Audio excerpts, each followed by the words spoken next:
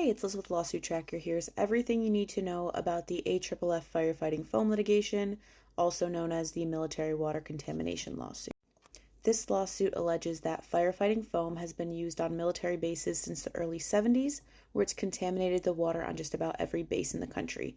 The foam contains a group of chemicals known as PFAS chemicals, and these are known to cause certain types of injuries in people. The 6 injuries that are fileable per the federal judge in charge of the case is kidney cancer, liver cancer, testicular cancer, thyroid disease, and ulcerative colitis.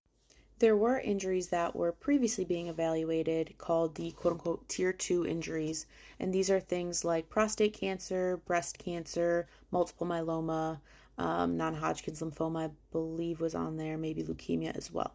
About 10 months ago, the judge in charge of the case put out a tolling agreement for those injuries, extending the statute of limitations to give the plaintiff's leadership committee time to just get some more research and try to provide some more evidence that is up to the judge's standard so that those injuries can be included in the lawsuit. Right now, the 6 injuries that I listed first are the only injuries that we can file in federal court for this case. Some law firms are still taking Tier 2 injuries, especially prostate cancer. Many legal experts believe that this is the next injury the judge will allow to be added. However, there has not been any official order for that yet as of April 1st of 2025.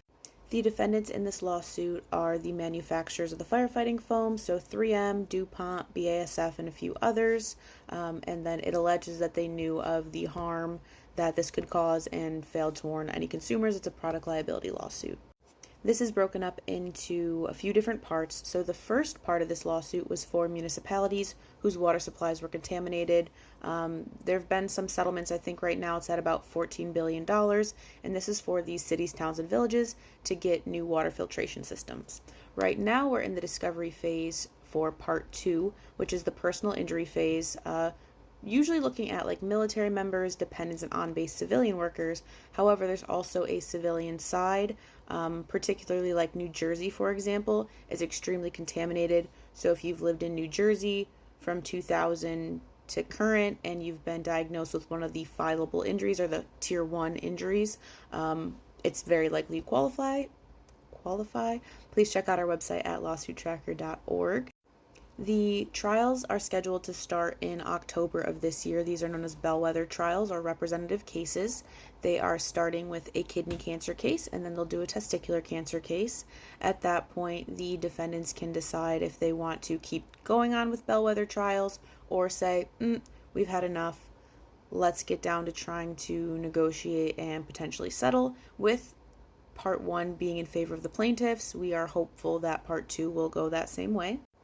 Many law firms are still accepting clients for this litigation, so if you or a loved one were stationed on a military base or lived on a military base as a dependent, worked on one, or you live in a location where there is over 4 parts per trillion of PFAS chemicals in your water report for your water utility provider, and then you've been diagnosed with one of the injuries that I mentioned. Again, that's kidney cancer, liver cancer, testicular cancer, thyroid disease, or ulcerative colitis, and you were diagnosed within, our firm is doing 40 years of latency, so from time of exposure to time of diagnosis, but different firms may have different criteria, so definitely make sure to call around if needed.